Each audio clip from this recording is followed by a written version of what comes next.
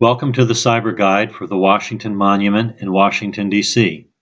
Cyber Guides are narrated videos that provide interesting information about notable sites and monuments around town. This is the first of several Cyber Guides that provide information about the Washington Monument and includes detail about the unexpectedly contentious effort to create the monument.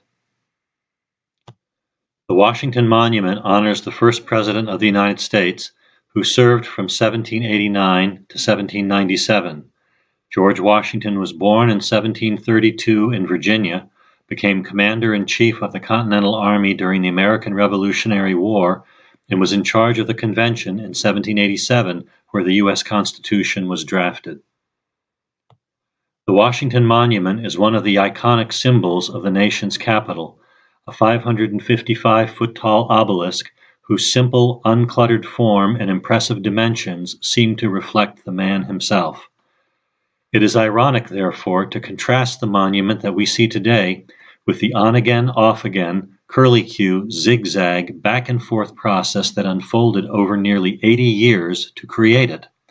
That the process included approved public funding, revoking or suspension of public funding, private funding, political gamesmanship and turmoil, shoddy workmanship, and finally, a significant re-engineering of the structure by the Army Corps of Engineers only makes the final result that much more remarkable. Congress made several failed efforts to honor George Washington. In 1783, just after the end of the Revolutionary War, the Continental Congress passed a resolution that stated, quote, that an equestrian statue of George Washington be erected at the place where the residence of Congress shall be established, unquote. Two major problems existed, however. The first was lack of funds. The weak central government that existed under the Articles of Confederation was perpetually short of money. The second was lack of a permanent seat of government.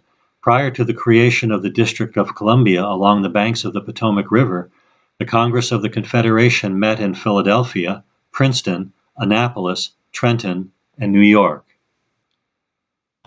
When the U.S. Constitution was ratified and a permanent site for the new federal government was selected on the Potomac River, Pierre L'Enfant was engaged to create a plan for the city.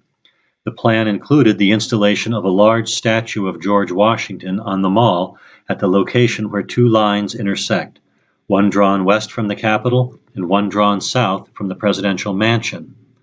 As an aside, it is interesting to see how different the topography was back then.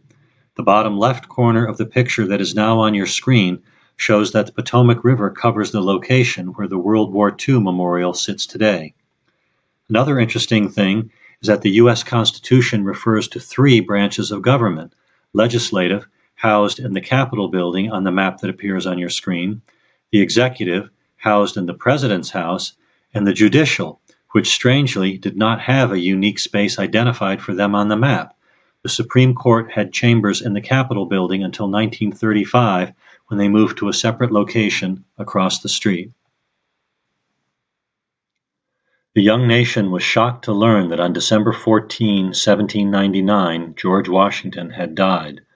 Shortly thereafter, a committee of Congress recommended the creation of a tomb in a crypt that was planned to be built below the rotunda of the Capitol. But that plan was reversed when the Jeffersonian Republican political party assumed power in what has become known as the Revolution of 1800. Although George Washington was not formally a member of any political party, most of his executive decisions favored the positions of the Federalist Party. In any event, whether it was because of high-minded differences in political philosophy or petty gamesmanship, the opposition blocked any further action on the proposed memorial.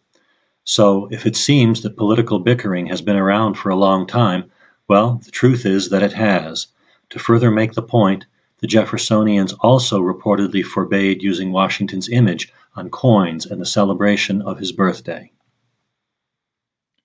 In light of his just-mentioned opposition, it is peculiar that in 1804 President Thomas Jefferson ordered that a survey be made to locate the point where the north-south line intersected the east-west line. On October 15 of that year, a 3-foot-tall stone was placed on the spot. For reasons that are unknown, the stone came to be called the Jefferson Pier, It is only a coincidence that barges used the stone for mooring when construction on the Washington Monument started in 1848. Also, you may be interested in knowing that during the cleanup of the Washington Monument grounds in the 1870s, the pier was mistakenly removed and then replaced, during which it somehow ended up 2 feet south of the true center line. In all, however, Congress made 7 unsuccessful attempts to honor George Washington. We hope you have enjoyed this cyber guide and encourage you to visit our next presentation on the Washington Monument.